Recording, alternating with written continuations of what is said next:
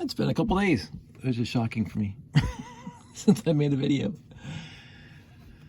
So I did some building today, actually. I actually did it yesterday, and I did some finalization today, but it had nothing to do with space. It had nothing to do with anything besides my love of puzzles.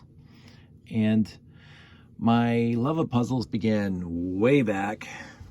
Well, my love of Lego, as you probably know, started first. My earliest memories are me playing with Lego.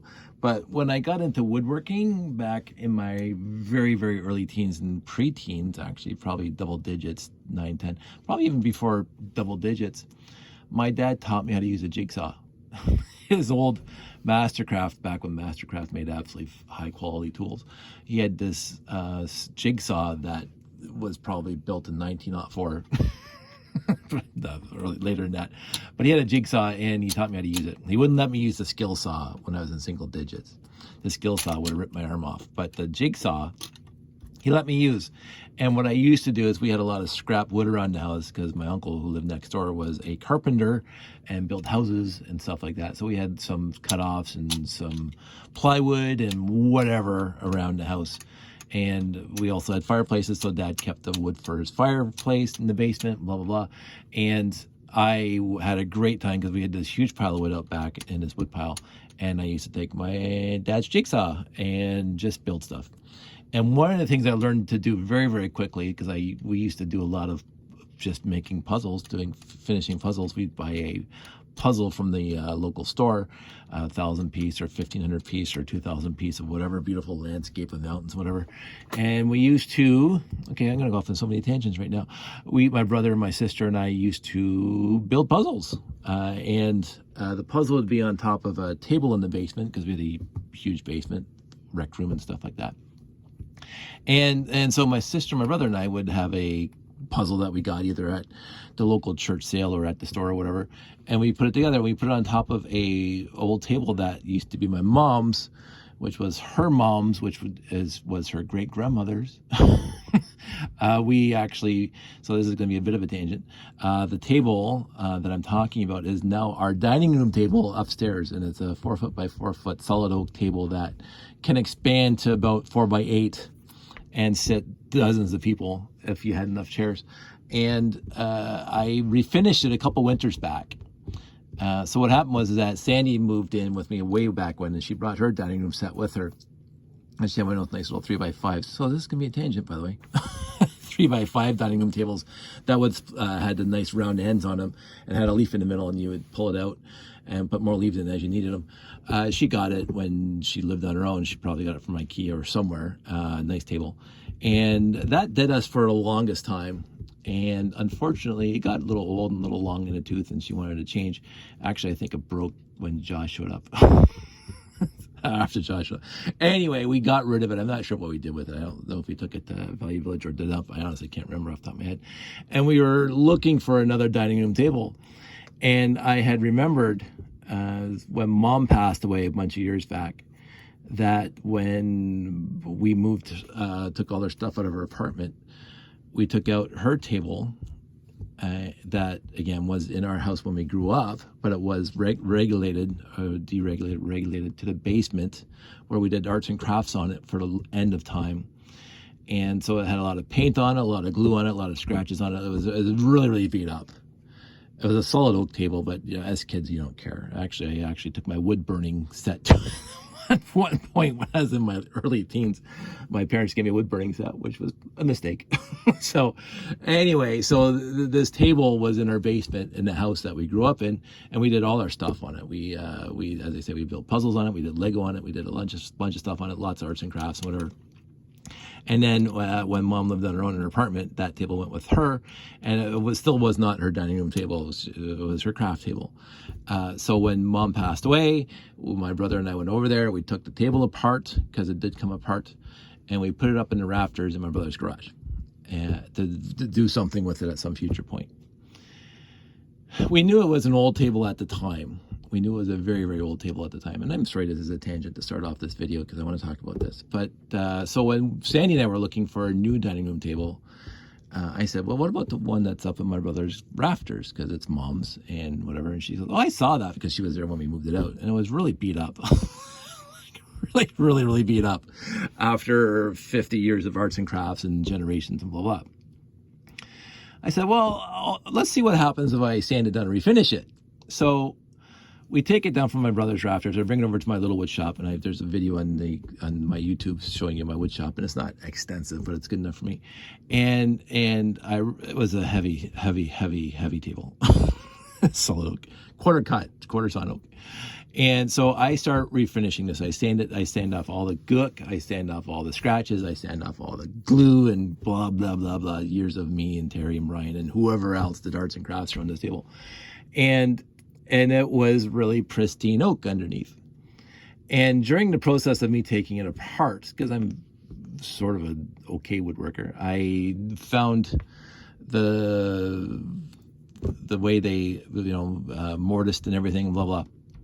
And I found square nails were used on the table originally to hold it together. And I will say, I know it was not built. Well, it could have been built by my great-great-grandfather, my mom's grandfather, my great-grandfather, who was a carpenter back in early 1900s. He built a lot of houses and stuff in Stony Creek in Winona way back in the day. He actually, and this is a little bit of a piece of trivia about my family, my great-grandfather built the Innsville. If you know what the Innsville is in Winona, my grandfather built it. He was contracted. He was paid by whoever way back. I don't know what year it was built, but my great-grandfather built the Innsville, my mom's grandfather. And so he could have built this table. Because this table came out of my mother's house, which was my grandmother's house, which was my great-grandmother's house, which is my great-grandfather, who built the house originally, and that my grandmother grew up in. And this is another little piece of trivia. My grandmother was born in that house, lived in that house, had all their kids in that house, including my mom, and passed away in that house. That house has been in the family since whenever. So great-granddad could have built this table. But I saw the mortises and stuff like that, and obviously had the technology back then to do whatever you needed to do. But I've seen other tables that were similar in style and function than this one. But when I took it apart to refinish it, I took the whole thing apart. Every piece came apart, and it was held together by big screws, flathead screws. Basically, it's a screw with almost a loony size head on it with a cut in it and square nails. And the square nails are about 4 to 5 inches long, and they're handmade square nails. And so I call up my uncle John, who was a woodworker his entire life, and he's 80 plus years old now. And I said, Uncle John, when did the universe stop using handmade square nails? And he said about 1880. 1880. So we're pegging this table on or before 1880. This dining room table, because my mom remembers it. My Aunt Myrna remembers it in the house. They grew up with the house, and it was old then, and so that's the 40s and 50s that the house was already there, and it was their grandmother's table. So we're thinking it is 1880-ish. The table that we currently have in our dining room right now, which would almost peg it to be 150 years old. Does that work out? Because 2020, yes. 150 years old or thereabouts, give or take a few decades. So anyway, this table is really old. And I started refinishing it, and Sandy goes, ooh, it actually looks really good after we sand off all the gunk and whatever. And so we stained it, we finished it, and now it's in our dining room. It's been our dining room table for a bunch of years now, and we're very, very happy with it.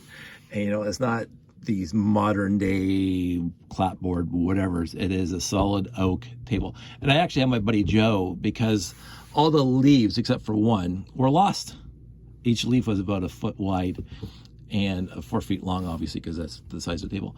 And we've been using this table before COVID for Christmas dinners and Easters, and people would come over here and blah, blah, blah. So I made a leaf myself. I went over to the Home Depot or whatever, and I picked up an 18-inch hobby wood pine 3/4 inch, and I made it, and that was okay. It was okay for one Christmas because we covered the table with tablecloth, and you didn't see the difference between the pine and the oak, quarter sawn.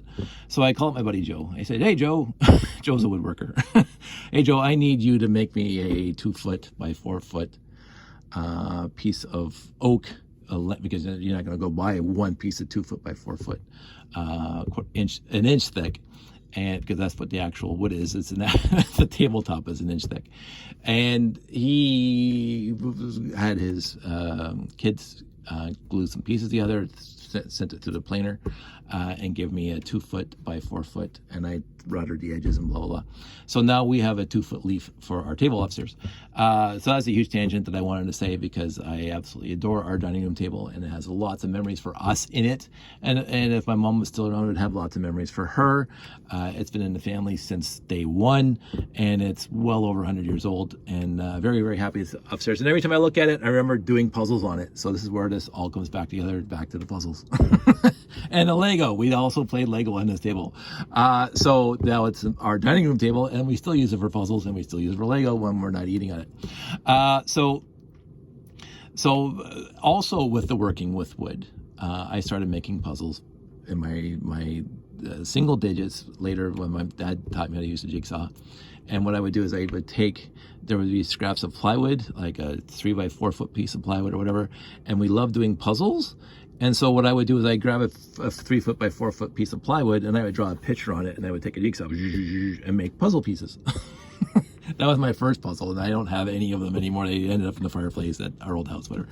But then I learned how to, when I got into double digits, I learned how to use a radial arm saw, which is absolutely fantastic. My dad had a radial arm saw, which is over in my uncle's garage when I was growing up. So I rode my bike over to my uncle's and used the radial arm saw.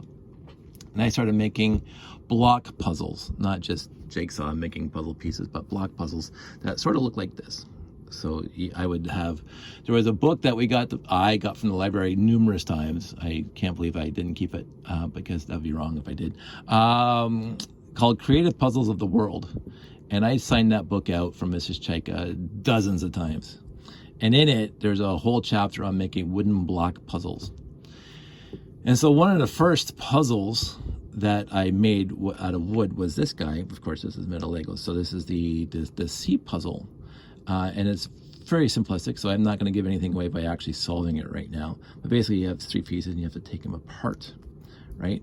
So let me see if I remember. So this comes, this has been, now I'm on the screen, and I'm getting all kerfuffled. Yes, this is easy to take apart. I just have to remember to do it. All right, so there we go.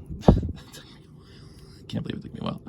And so there we go. So now the puzzle comes apart, and you have the 2 C pieces, and you have the 1 O piece. This was my second iteration. This was my first Lego build of this, and I don't know if I actually put the build on my Flickr stream. I actually have a few of these puzzles on my Flickr stream, how to build them. But this is a standard C puzzle, 3-piece slidey puzzle, and if you can't figure out how to build this thing from these pictures, I can't help you. But in the end, basically, you have to put it back together. Everything just slides together like that, and boom, and now it is a knot puzzle, basically. And so this is my first iteration. I want to make it a little cooler by differentiating the dark gray, light gray, and white. So I like this better, but I keep both. So that was my first real true Lego puzzle that I built.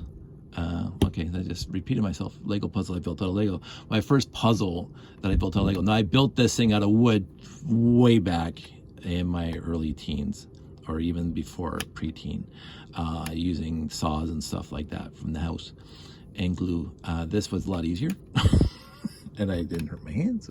So the next puzzle I built was the 18-piece bird puzzle. Now this is why I used the radial arm saw at my uncle's place, because basically I had a 2x2, or actually I used 1x1, and because the radial arm saw you can set to a specific depth and just cut in all the grooves in it. So this is what they call an 18-piece bird puzzle, and this is quote unquote the simplest bird puzzle that there is. It's 18 pieces. Now taking it apart is easy. Move 2 pieces and this piece comes out. And you can see how this would be very, very easy to build on a radial arm saw, because basically you set the blade to half depth, and I have stops, so I could zing and cut that out, zing and cut that out. And so making these burr pieces on a table saw, honestly, a piece of cake. And this is the standard piece here. So if you make sure that all your stock is square and like this, and you just set the blade to half depth, and you cut out all the notches you need. And so this is the puzzle I remember out of the book, Creative Puzzles of the World. And I built this thing out of wood way back in the day. But I also, because this is just what they call a 2-move burr puzzle, where you just move 2 pieces and it comes apart. And I don't think it's like that. I can't remember now. I'll just throw it in there. Yeah, there we go. That there are burr puzzles out there where you have to move something to get the first piece out. You have to move pieces back and forth 50 times to get the first piece out. Very, very complicated. And I didn't know that until the internet. I thought this was the burr puzzle. When I was back again in my teens and building this guy, I saw how this thing worked. And then because it's so easy to rip off pieces on the radial arm saw, I started trying to figure out how to make this more complicated. And so I got it to the point where you had to move about 12 moves before you got the first piece out, 12 or 15 moves. Now, I don't have that puzzle anymore, and I can't remember it all, because again, it was pre-high school, or maybe it was in high school, and I honestly don't remember it. But I was thinking about revisiting that idea that I could just keep on making pieces as I wanted out of Lego. But I will say this straight now. It's more difficult to build pieces out of Lego than it was on the radial arm saw out of wood. It really is, because you have to build and build. Radial arm saw, zing, zing, zing. Oh, it didn't work. Chuck it. Grab the next piece. Zing, zing. I had all the stops ready so I could cut the perfect notches where I needed them to be. The only thing that the radial arm saw couldn't do that you can do with Lego, and I don't know if I can explain this nicely. Come on, this thing should be coming out now. Is radial arm saw, you have to cut straight through. So you couldn't have this little cube out here and have and this piece is being solid back here, because the radial arm saw has to cut straight through it. And if you do that, then you get the chisel, and you get that's a lot more work. But the straight cuts all the way through, the radial arm saw was just a breeze. So I haven't gotten there yet. I think I might someday, maybe. I do not know. But for now, I have an 18-piece original burr puzzle right here, and I like this one, and I had fun building this one. And I was thinking that, I mean, this I don't have the instructions on my Flickr channel, but I have the pieces shown. There's 18 of them, obviously, and you just by looking at the pictures, you can build them yourself. There's a little bit of a trick to building them. I used the let's pull this piece out again. I used to reinforce it. I used the studless beams inside, and using the 1x2 with pegs on it, 1x2 brick with pegs on it, and the 1x1 Technic bricks to hold on the other side if I had to. So this thing is really solid, doesn't come apart, and this is the first piece that comes out, and it's basically quote unquote the locking piece. And what I did is I hid inside a secret note. Shh, don't tell anybody. And this is basically the instructions to put it back together, because I don't touch this thing for years at a time, and then Dave, and then some kid comes over here and takes it apart, and I have to put it back together, and I forget how to do it. So I keep the top secret instructions in here to put it back together, and I don't mind doing that. So anyway, so I had fun building that one. I like that one. So my buddy Pete, a very good friend of mine, he says, Dave, we were camping one time, and they're going to come out and have some s'mores with us. And I'm sure I talked about this before, but I'll talk about it again. He loves puzzles, and he loves building them out of wood still. He has this nice little wood shop in his house, in his barn, whatever. And he builds wooden puzzles, and he actually enters competitions for puzzle building. He makes some very intricate puzzles and using exotic woods and blah, blah, blah. And very, very good workmanship that I could not, because I'm a hack. Right, I am a cabinet maker. I'm not down to the nearest thou on anything. But he has friends all over the world who build puzzles, and he comes up with these great ideas. And he comes to the fire, our little campfire one time. We're making s'mores, and it was built out of wood, but he brings this puzzle where you have these 5 pieces, and they have to get in here where it's flush at the top, right? And so you really can't do that because they don't, you know, they don't fit well in here at all. So there's a trick to it. So there's no way of getting these 5 pieces in easily, and you can put these in the bottom there, and it's still not going to work. I'm not going to give it away in here. So I built this thing out of Lego. I said, hey, when he showed me the wooden one, I said, wow, I can actually build that out of Lego. And I honestly think from I don't know who invented this. He says there's a guy that he knows that came up with this idea originally. I don't know if they prototyped it out of Lego first, because the wooden box that Pete had, that he built by the directions of the guy, was pretty much dead on to this. Pretty much. The ratio was, obviously the ratio was identical. But this 5-piece puzzle, it's easy to build out of Lego. The problem is, of course, the back, but that does not affect the puzzle at all. And so what happens is that it fits, and there's a little bit of a gap there. Absolutely fine. The idea is to get these 5 pieces into here and have it flush at the top. And so there's a trick to it, because every puzzle has a trick to it. But right now, I'm not going to show you, because I'm not going to give away the ending. You guys have to figure it out for yourselves if you build this. Very easy to build. Just even it worked out, especially the brick height here, 5 bricks tall with tiles on the top. It's exactly the height of these guys here. So I was very, very impressed. And there's tiles on the bottom, obviously. I was very, very impressed how this thing worked out exactly how it's supposed to work out. Not fancy building at all.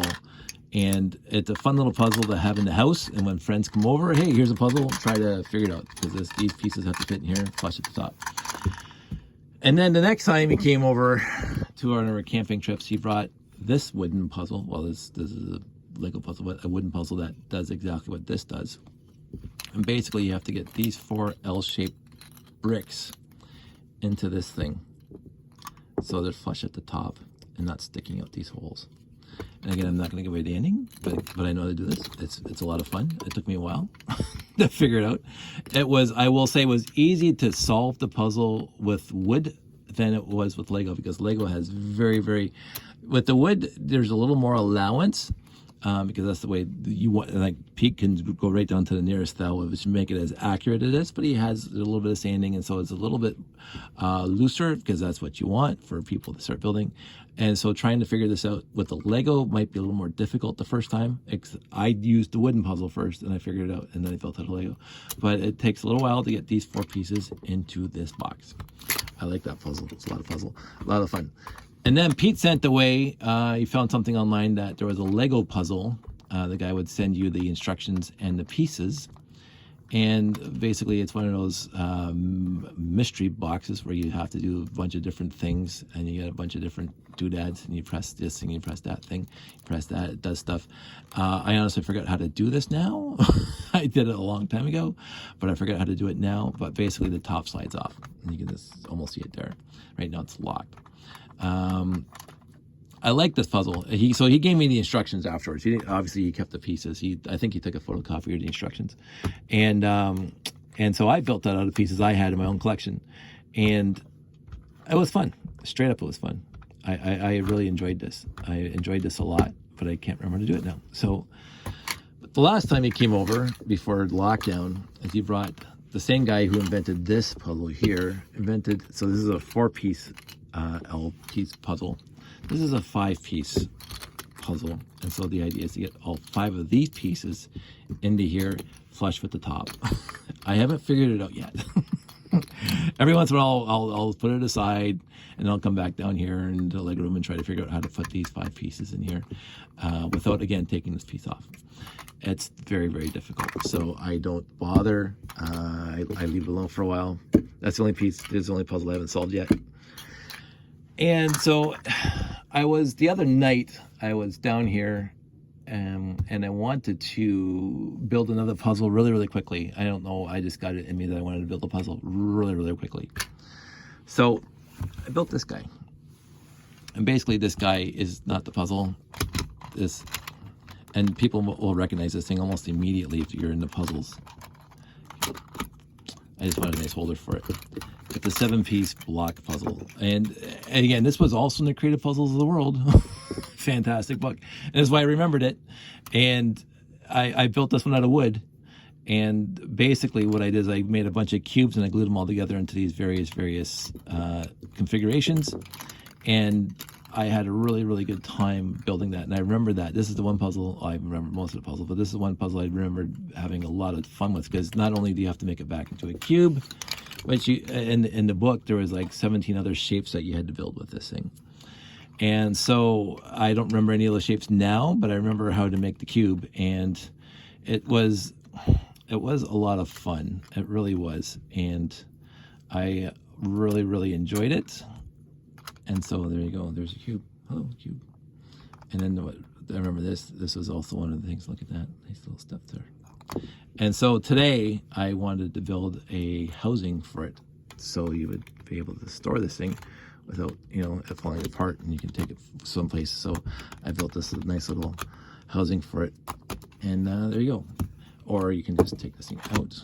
Oh, if I can do this directly, probably not, because I just, oh, maybe. Come on. There you go. I built a little top for it, so you can put the puzzle on top like that. So this is the holder of this guy. And it's not too ornate, because I don't know how to do too ornate, but it's ornate enough for me. And so this is a puzzle box. So you can put the puzzle away. I had fun building this. I really did, all together, because it was, let's just build it. I haven't done this yet, because I just finished building this container for it. Let's see if I can build this thing in the box. This should be pretty easy. And that goes there, that goes there. This goes here, like that. That goes like that. Oh, this goes in first. Ta-da, there, and then there, and then the live. So I was very, it's been on my mind for a long time, ever since I saw it. But Rick, my friend Rick over in Kitchener, his cube, which is absolutely gorgeous, inspired me, and I wanted something that's not even close to as wonderful as it is, but just a little ornate box here. And so this is as ornate as I wanted to make it, or could make it. But I can put that on the mantle and just leave it there, and it actually looks like it's supposed to be there. And then when somebody shows up, hey, here's a puzzle, and then you give them that and you say, make that into a cube. Go ahead, right? So it's a time waster, right? It's absolutely a time waster.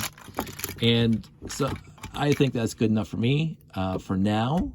As I say, it's been a long time since I've always loved making puzzles out of wood, and I've loved making puzzles so far out of Lego, and I don't see that going anywhere, going away anytime soon. I do want to get more quote-unquote creative with my puzzles. I want to make bigger ones, star puzzles, whatever other puzzles. There is bigger puzzles you can make, but then I'm doing brickling quarters. So I'm slowly researching the puzzles I want to make, and I'm making them out of Lego. And as I go forward, I'll keep on posting them here. I haven't put this one up on my Flickr yet, but again, if you look at, call it the 7-piece cube puzzle, you will see the pieces already laid out. And if you can't build them out of Lego, again, I don't know how to help you. I will say I'm a huge cheat, as some people call it, because some people who are also in the puzzle making out of Lego, the Lego puzzle makers, and they've done the Ver puzzle and other puzzles, they do not use the inverted tile. I'm sorry, this is way too easy. This is perfect. This is absolutely perfect for me, and it's not complicated at all to make the pieces using the inverted tile piece. So that's all these are too. So they got the tile on top and the inverted on the bottom, right there, right? So that's way too easy to build. I like them. I'm going to keep on doing them sporadically, and I'm going to try to come up with better ideas as well. I love puzzles myself. I think I'm going to bring, if we do a show again, I'm going to bring some or all of these, and for my friends to play and figure out and whatever. This one's a fun, quote unquote, easy one. This one's a little harder to figure out. This one I haven't even figured out myself yet. I'm sure there's smarter people out there than me. I won't bother bringing this one because I won't be able to get it back together, but I'll bring that guy too.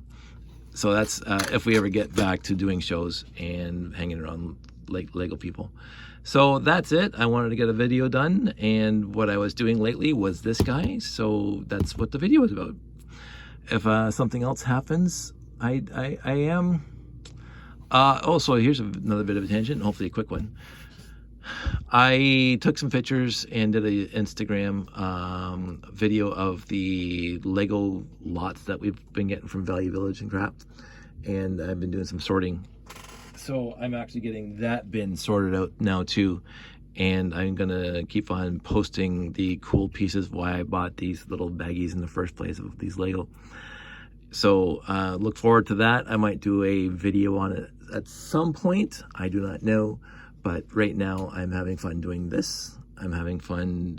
I have a Bricklink. I have an order in with life lights for a bunch of life lights for my layout.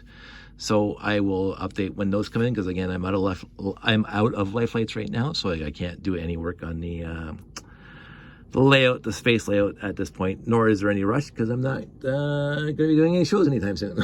So, but I have seen some. I have seen some absolutely wondrous, gorgeous, beautiful pictures from Brick Fair, Alabama, steampunk cities and stuff like that, all lit up. And it just inspires me more and more to light up my layout more and more. So thank you for that. I'm gonna finish that, and then hopefully, maybe, this is another thought, when I get all the wiring done, even if it's COVID's still around and we're not doing shows, I might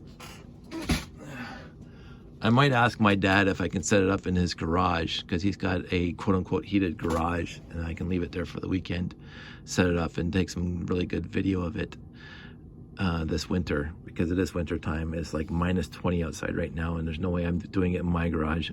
My garage is not heated, not insulated. So I will see after I get the life lights order in, if I'm going to, and getting all those life lights into the layout, because I think that'll be my last big push to get the lights into the layout. I think that'll be enough to set up the whole thing and get it done and see how it looks all lit up.